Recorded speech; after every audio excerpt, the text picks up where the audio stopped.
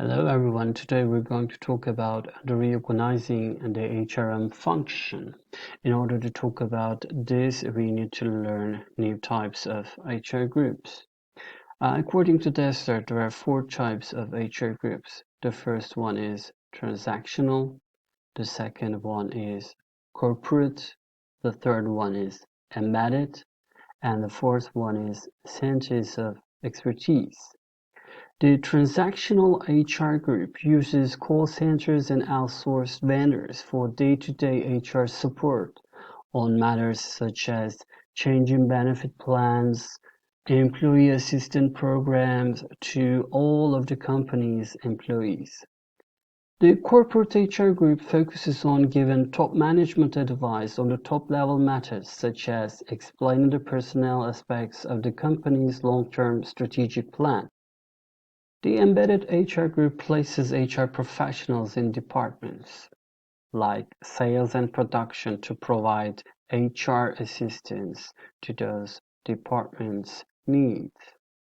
Centers of expertise groups are like specialized consulting firms within the company. For example, they offer specialized assistance in areas such as organizational change. Now, I would like to talk about new HR roles with reference to Ulrich. And in my opinion, we can associate new types of HR groups with new HR roles.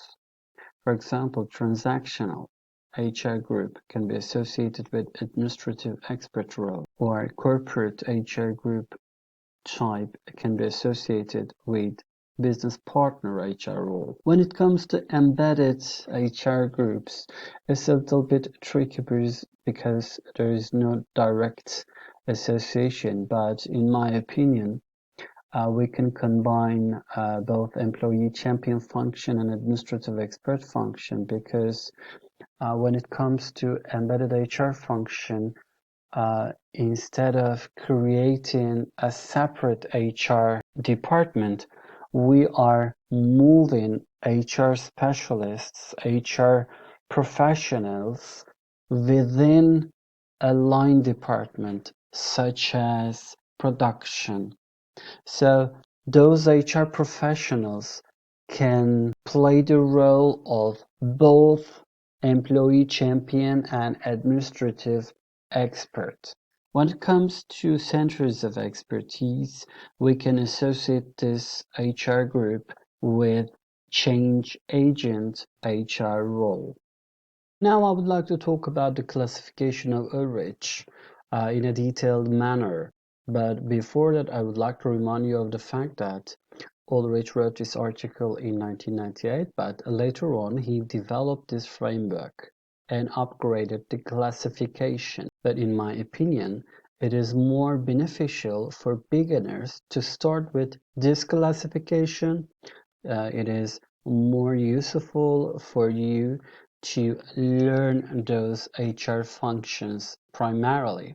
Of course, you can consult the later versions of this classification, but for now, for a start, it is important to understand this classification.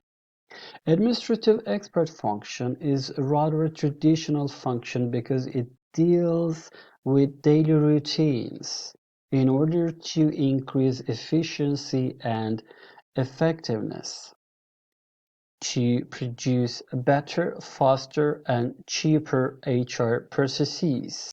By doing so, actually, you will be able to build HR's credibility. So it is a kind of first step, but for sure it is not enough for an HR department, it is not enough for an HR specialist to be limited with this administrative expert function. It is very traditional personnel function.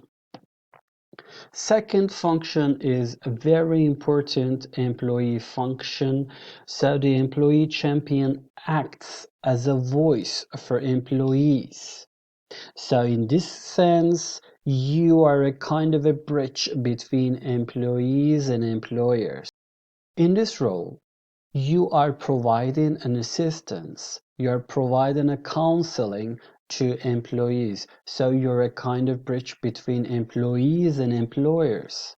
You're giving counseling to employees for their personal problems, for their work-related problems. And when we check the figures, HR professionals spend on average about 19% of their time on employee relations issues. It is very important to represent their concerns to senior managers. It will create a kind of highly committed employees. So that's why it's a kind of HR strategy to focus on this employee champion role. High committed employees can be created by means of this employee champion function. The commitment of employees can even be increased by some simple social activities such as picnics and parties. Another solution can be explained with reference to redesigning of work so that you can break the boring or repetitive work. Change agent function is one of the most important modern HR roles to be carried out by HR professionals because companies are constantly in a change and constantly they're encountering with continuous transformation. So in this sense, HR professional should be a change agent because change or transformation may scare people. Change agent should be able to create excitement about the change. Finally, business partner function. It is related to strategy execution. So in strategic HRM, we believe that HR professionals should be part of strategy making process. That's why they must have a role in strategy execution, not only formulation, but also execution of the strategy. So that's why HR roles of the professionals cannot be limited to administrative expert function, but it should also be extended with business partner function. According to Ulrich, executives should guide discussions of how the company should be organized to carry out its strategy. So remember our HR definition. We have added strategic dimension to HR functions. We added strategic, integrated, and coherent approach to achieve and maintain competitive advantage.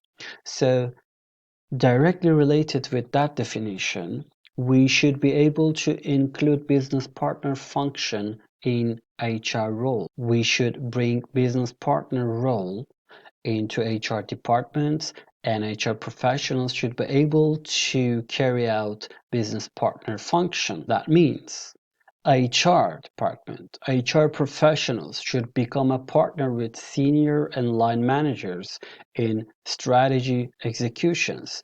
They should be able to have close ties with business units to solve their problem and to achieve and maintain the strategic objectives of the companies. Thank you for listening. See you later.